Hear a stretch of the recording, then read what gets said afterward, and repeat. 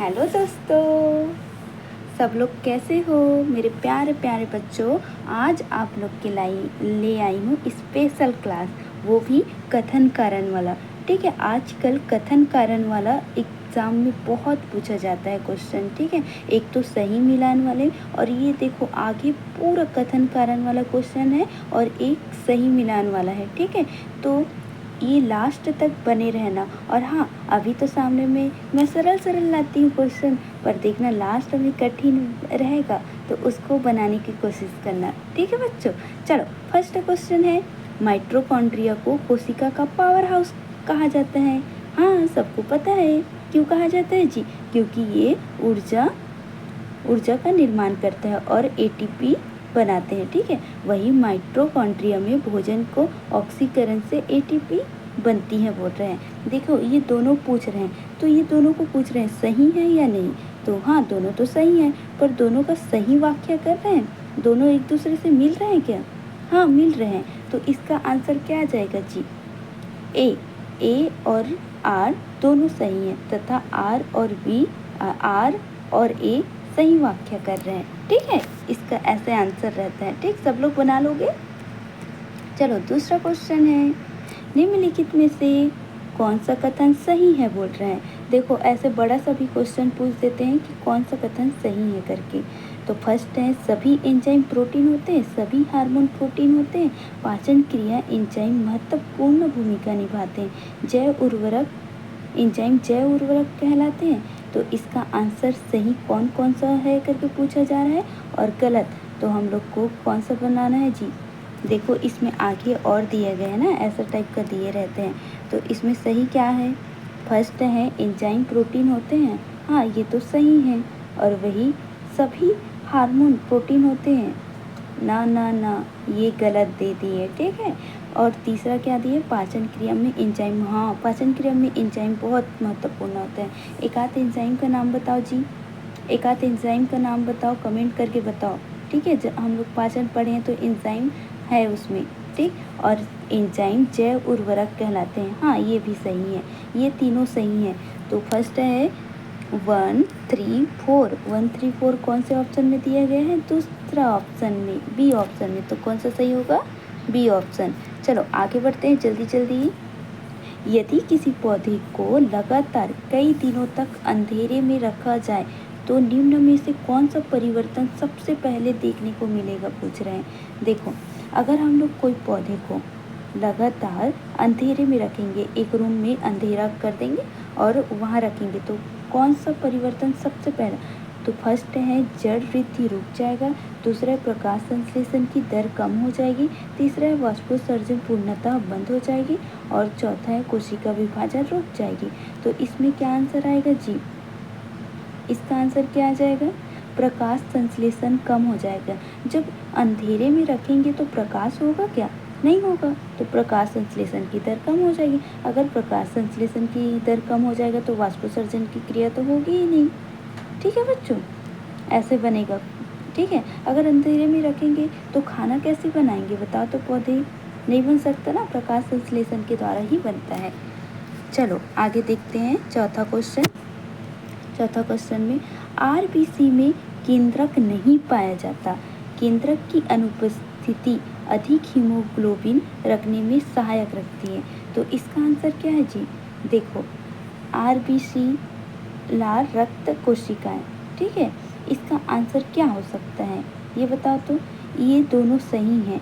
ठीक है, और सही व्याख्या भी कर रहे हैं। कैसे कर रहे हैं? देखो, आरबीसी में केंद्रक नहीं पाया जाता, ये भी सही है। केंद्रक की अनुपस्थिति अधिक हीमोग्लोबिन रखने में सहायक होता है, हाँ ये भी होता है। जैसे सोचो, हम लोग एक बस में बैठे हैं, अगर ड्राइवर बहुत जगह घेर ले और यात्री कम बैठेंगे तो ड्राइवर ही बहुत सारा जगह घेर लेंगे और यात्री कम बैठेंगे। वैसे ही अगर आरबीसी में न्यूक्लियस रहता तो हीमोग्लोबिन भी कम होता। अब न्यूक्लियस तो बड़ा होता है ना, तो न्यूक्लियस रहेगा तो हीमोग्लोबिन की मात्रा तो कम हो जाएगी। ठीक है, तो ऐसी अनुपस्थित हो गया है, अब हीमोग्लोबिन की मात्रा ज़्यादा हो गया। ठीक है बच्चों, तो ए आंसर सही रहेगा। ठीक, और दोनों एक दूसरे से रिलेटेड है ना, इसलिए सही व्याख्या बोल रहे हैं। पांचवा क्वेश्चन में निम्न में से कौन सा युग्म सही सुमेलित है। देखो मैं बोली ना कौन को अच्छा क्वेश्चन लाई ना आज। फर्स्ट है इंसुलिन थायराइड ग्रंथि, दूसरा है पीत्रस अग्नाशय और एड्रेलिन अधिवृक्क ग्रंथि, और एक है टेस्टोस्टेरोन पिट्यूटरी ग्रंथि। तो इसका आंसर क्या आ जाएगा जी? सही कथन को सुमेलित कीजिए बोल रहे हैं। तो सही कथन क्या है? सही कथन क्या है? एड्रेलिन क्या है बताओ तो? एड्रेलिन क्या है बताओ तो? जब अचानक कुत्ता हमारे पीछे अगर पड़ गया तो हमारा शरीर कैसे करता है? एकदम तेजी से भागता है। जैसे हम लोग डर जाते हैं तो अचानक होता है, ठीक है। और वही ये अधिवृक्क ग्रंथि से उत्पन्न होता है, ठीक है। तो इसका आंसर क्या आ जाएगा जी? सी आएगा, ठीक है। एड्रेलिन और अधिवृक्क ग्रंथि। और वही इंसुलिन थायराइड ग्रंथि में पाया जाता है? नहीं, गलत। इंसुलिन कहाँ पाया जाता है? पित्रस अग्नाशय में। पित्रस अग्नाशय में पाया जाता है या यकृत में पाया जाता है जी? और टेस्टोस्टेरोन, ठीक। तो इसका आंसर क्या हो जाएगा? सी, ठीक है। आगे बढ़ते हैं। छठवां क्वेश्चन है, एक वैज्ञानिक ने पाया कि किसी व्यक्ति के शरीर में इंसुलिन का स्राव अत्यधिक कम हो गया है। तो ऐसी स्थिति में सबसे अधिक संभावना किस रोग का होगा बोल रहे हैं। फिर से इंसुलिन की कमी।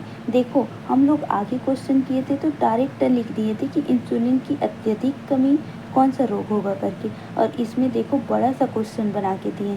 तो आप लोग कंफ्यूज मत होना, ठीक है। अच्छे से बनाना, क्लियर रखना माइंड को, ठीक। तो इंसुलिन की कम हो जाने से कौन सा रोग होगा? मधुमेह का रोग होता है, डायबिटीज़ बोला जाता है इसी को, ठीक है। जब हम लोग ज़्यादा मिठाई खा लेते हैं ना तो हमारा शरीर शुगर बढ़ जाता है। इसी को कंट्रोल कौन करता है जी? इंसुलिन, ठीक है। और इंसुलिन की कमी से क्या होता है? मधुमेह रोग, याद रखना। आगे बढ़ते हैं। सातवां क्वेश्चन, इस कथनों पर विचार कीजिए।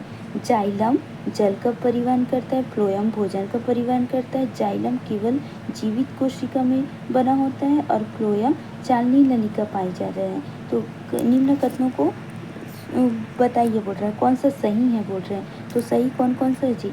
सही तो फर्स्ट भी है, जाइलम जल का, देखो ज, और फ्लोएम फूड और भोजन, ठीक है। फ्लोएम, ठीक, ये भी सही है। और एक क्या दिए गए हैं? एक क्या दिए गए हैं बताओ तो? ये है जाइलम केवल जीवित कोशिकाओं में बना होता है। ये क्या सही है क्या जी? देखो फ्लोएम चालनी नलिका में पाई जाती है, ये सही है, ठीक है। तो इसका आंसर क्या आ जाएगा? इसका आंसर क्या आएगा? फर्स्ट, दूसरा और ये फर्स्ट, दूसरा और चौथा, ठीक है, याद रखना। ऐसे बनेगा क्वेश्चन, ठीक है। आंसर ऐसे टिक करना है। अब आ जाते हैं आठवां क्वेश्चन में। आठवां क्वेश्चन में क्या बोला जा रहा है? प्रकाश संश्लेषण केवल दिन में होता है। प्रकाश संश्लेषण के लिए सूर्य का प्रकाश आवश्यक होता है। तो इसका आंसर क्या हो जाएगा? इसका आंसर ए सही है, ठीक है। दोनों सही हैं, दिन में होता है और सूर्य के प्रकाश ज़रूरी है, ठीक। आगे बढ़ते हैं। यदि किसी व्यक्ति के रक्त में हीमोग्लोबिन की मात्रा सामान्य से बहुत कम हो जाए तो सबसे पहले कौन सा लक्षण दिखाई देगा बोल रहे हैं। देखो, शरीर का तापमान बढ़ना, अत्यधिक थकान महसूस होना, दृष्टि समाप्त होना और हड्डियों का कमज़ोर होना। तो इसका आंसर क्या आ जाएगा जी? क्या आएगा बताओ तो? बी, अत्यधिक थकान महसूस हो जाता है, ठीक है। अत्यधिक थकान महसूस होगा जब हम लोग में ब्लड की कमी हो जाता है तो हमें कार्य करने की क्षमता नहीं हो पाता है, एकदम वीकनेस आ जाता है, ठीक है। थकान होता है शरीर के तापमान में नहीं, ये हड्डी के कमज़ोर में कैल्शियम के द्वारा होता है, ठीक है। आगे बढ़ते हैं। 10वां क्वेश्चन, निम्न में से कौन सा कथन गलत है पूछा जा रहा है। अंडरलाइन करके ही बनाना एग्जाम में। डीएनए अनुवांशिक पदार्थ है, आरएनए केवल केंद्रक में पाया जाता है, जीन डीएनए का भाग होते हैं और गुणसूत्र केंद्रक में पाए जा रहे हैं। तो इसका गलत बोल रहे हैं। गलत आंसर क्या होगा बताओ तो? गलत आंसर क्या होगा जी? इसमें गुणसूत्र केंद्रक में तो पाए जाते हैं और वही डीएनए जीएन का भाग है। आरएनए केवल केंद्रक में पाया जाता है, ये गलत है, ठीक है।